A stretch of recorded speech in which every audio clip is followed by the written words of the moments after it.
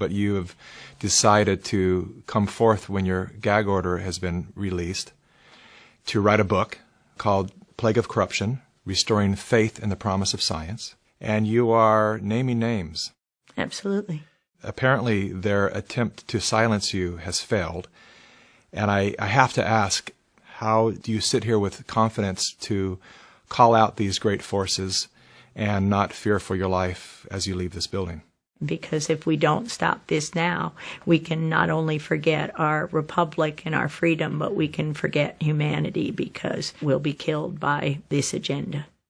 So Anthony Fauci. My name is Dr. Tony Fauci. I'm the director of the man who is heading the pandemic task force, was involved in a cover-up. He directed the cover-up.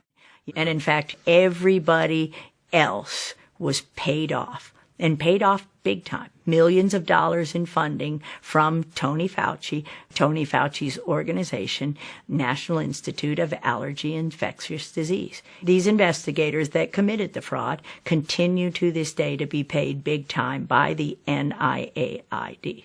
And the whole world is listening to his advice for how to handle this current pandemic. How do we know that what he's saying is what we need to be learning? What he's saying is absolute propaganda, and the same kind of propaganda that he's perpetrated to kill millions since 1984. We know from this study quite clearly that there will be a delay in progression significantly greater than for individuals who do not take the drug. It started really when I was 25 years old. I was part of the team that isolated HIV from the saliva and blood of the patients from France, where Luc Montagnier had originally isolated the virus. This was a confirmatory study, but Tony Fauci and Robert Gallo were working together then to spin the story in a different way. At that time, Dr. Rossetti was out of town, and Tony Fauci says, we understand that you have a paper in press, and we want a copy of it.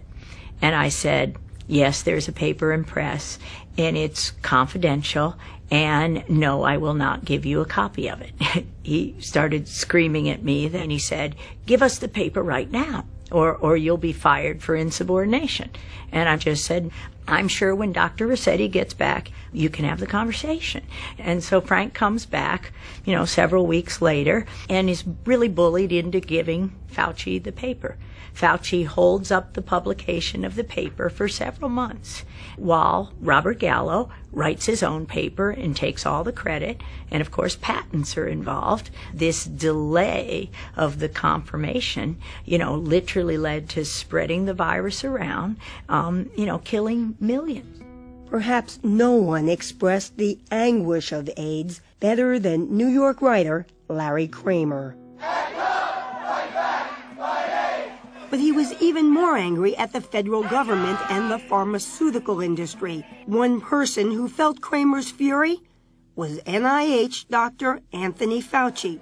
He called Tony Fauci the Bernie Madoff of science. It's still been crushing to me to think that I didn't know my work in 1999 was something that had been avoided. From 83 and 82, when the virus was isolated, the virus didn't have to wait until 84 to be confirmed. Think of how many people, the entire continent of Africa, lost a generation as that virus was spread through because of the arrogance of a group of people, and it includes Robert Redfield, who's now the head of the CDC. Right along with Tony Fauci. They were working together to take credit and make money, and they had the patents on it and tailored them to IL-2 therapy, which was absolutely the wrong therapy.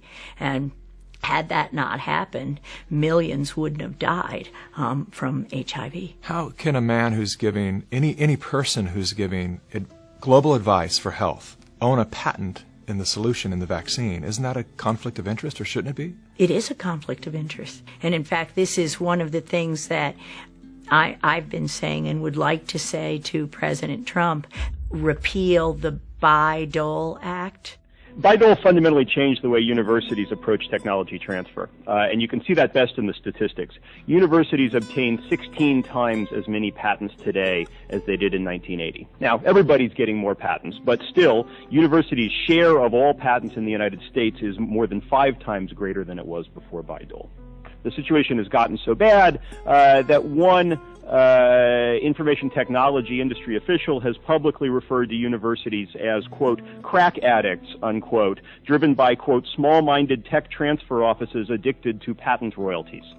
That act gave government workers the right to patent their discoveries, so to claim intellectual property for discoveries that the taxpayer paid for. Ever since that happened in the early 80s, it destroyed science. And this allowed the development of those conflicts of interest. And this is the crime behind letting somebody like Bill Gates with billions of dollars, nobody elected him, he has no medical background, he has no expertise, but we let people like that have a voice in this country while we destroy the lives of millions of people. Normalcy only returns when we've largely vaccinated the entire global population. If we activate mandatory vaccines globally, I imagine these people stand to make hundreds of billions of dollars that own the vaccines. And they'll kill millions, as they already have with their vaccines. There is no vaccine currently on the schedule for any RNA virus that works. So I have to ask you, are you anti-vaccine?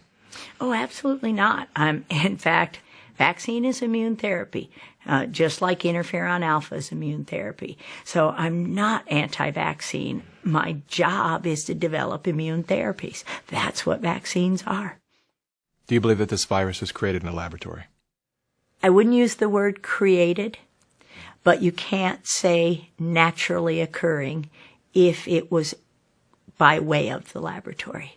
So it's very clear this virus was manipulated, this family of viruses was manipulated and studied in a laboratory where the animals were taken into the laboratory, and this is what was released, whether deliberate or not. That cannot be naturally occurring. Somebody didn't go to a market, get a bat, the virus didn't jump directly to humans. That's not how it works. That's accelerated viral evolution. If it was a natural occurrence, it would take it up to 800 years to occur. This occurred from SARS-1 within a decade. That's not naturally occurring. And do you have any ideas of where this occurred? Oh, yeah. I'm sure it occurred between the North Carolina laboratories, Fort Detrick, U.S. Army Research Institute of Infectious Disease, and the Wuhan laboratory. $3.7 million flowed from the National Institutes of Health here in the U.S. to the Wuhan lab in China, the same lab where many people have said that this coronavirus infection first originated. We also now know that NIAID, the department associated with the National Institutes of Health, of which Dr. Anthony Fauci is in control, had already been conducting experiments with the Wuhan lab in the past in regard to coronavirus. If Dr. Anthony Fauci cannot be honest with the public about his connection to this lab, then Fauci has to go. In 1999, I was working in Fort Detrick in USAMRIID there, and my job was to teach Ebola how to infect human cells without killing them. Ebola couldn't infect human cells until we took it in the laboratories and taught them. It's hard to ignore the death tolls. People have been dying. They are dying from this in quite alarming numbers. How do you reconcile that? It's pretty easy when you see, for me, when you see what the government has done, and that is that they took, quoting Dr. Birx, we've taken a very liberal approach to mortality. If my husband were to die, who has COPD, his lungs have fibrosis, his lungs would look exactly like somebody with COVID-19 theoretically, but he has no evidence of infection. So if you're not testing and you don't have evidence of infection, and if you walked in there today, they'd call it COVID-19. And we hear this from the doctors and nurses who are upset. I've seen so many doctors online that have made their own webcam videos, just perplexed by the protocol that the CDC had given them.